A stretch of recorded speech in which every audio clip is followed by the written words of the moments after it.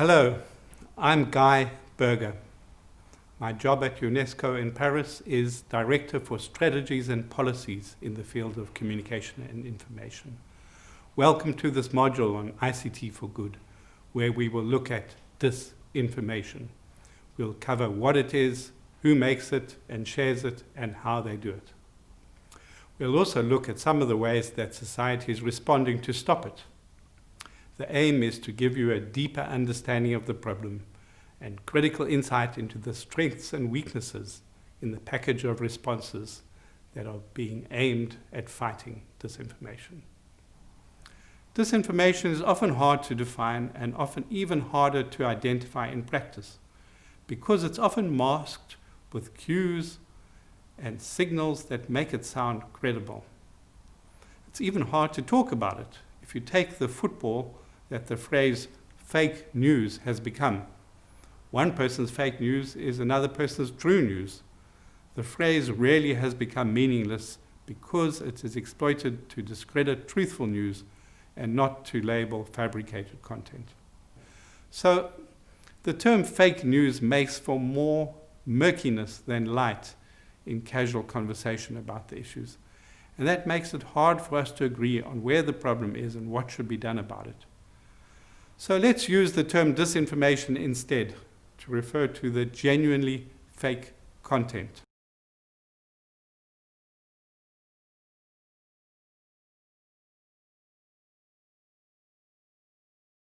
And that brings me to the picture of who originates disinformation.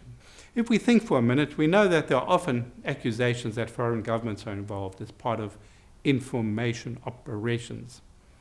But who else? Here we can identify public relations companies acting on behalf of vested interests, domestic political actors, frauds and charlatans, clickbait websites, conspiracy theorists who believe in their false content. Celebrities are doing it. Some media actors are doing it. So for some observers, while it's difficult to sometimes catch up on disinformational content, it's somewhat easier to track the known disinformation actors.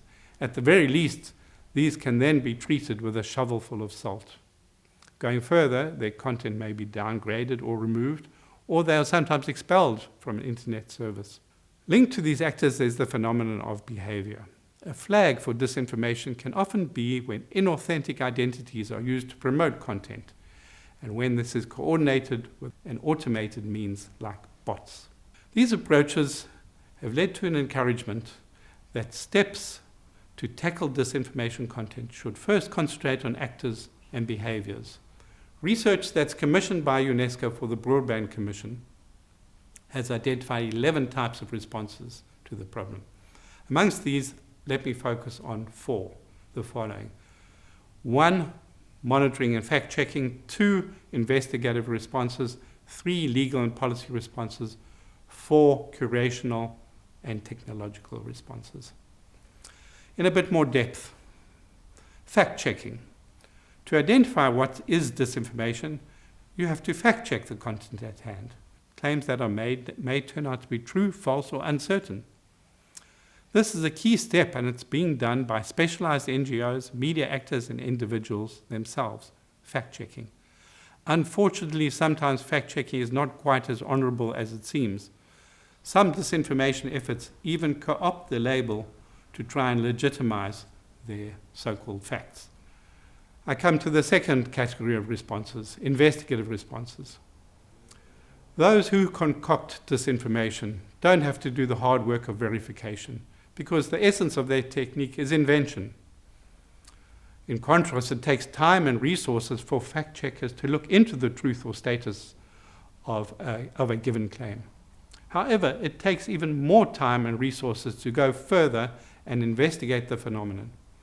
So it's one thing to show that content is false or misleading, and that's a big thing. But it's an even bigger job to dig into where it comes from and why it's in circulation. This is where journalistic responses are important. Journalists investigate.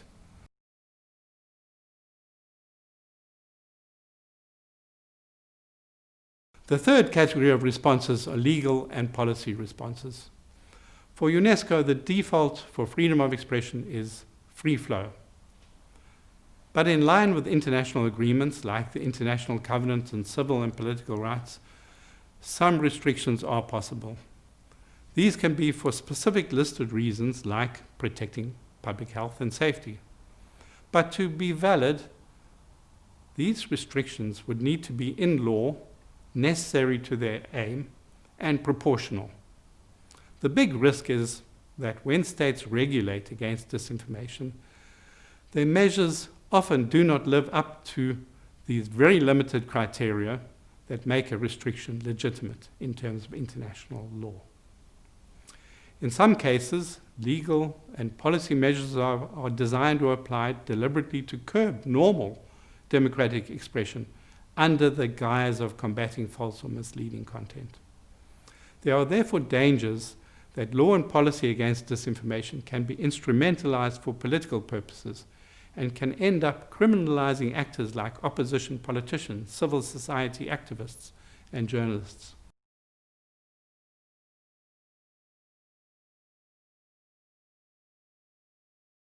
The last category of responses I will come to are the curational and technological responses. These are responses implemented mainly by the internet companies.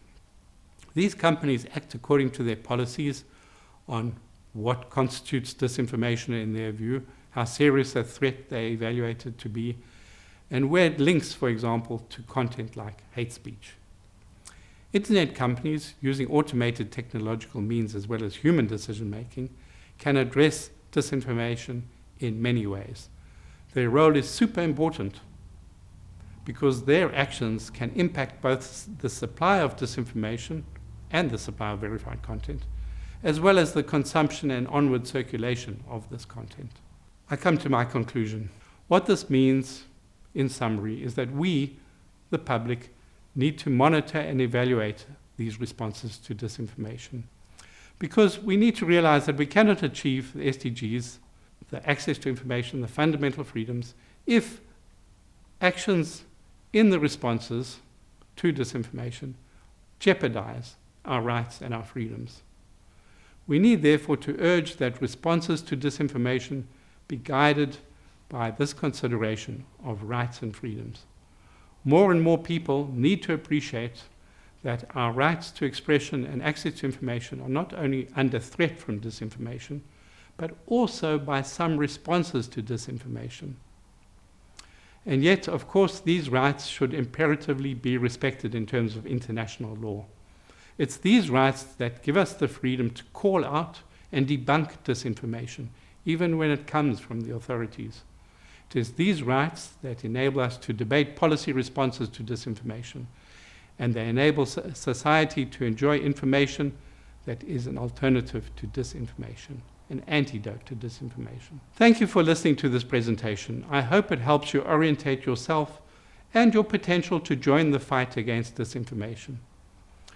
This is a very interesting topic and one of great public interest. For more information, do search the internet using the terms UNESCO and disinformation. You will find there a helpful range of knowledge resources. Good luck and goodbye.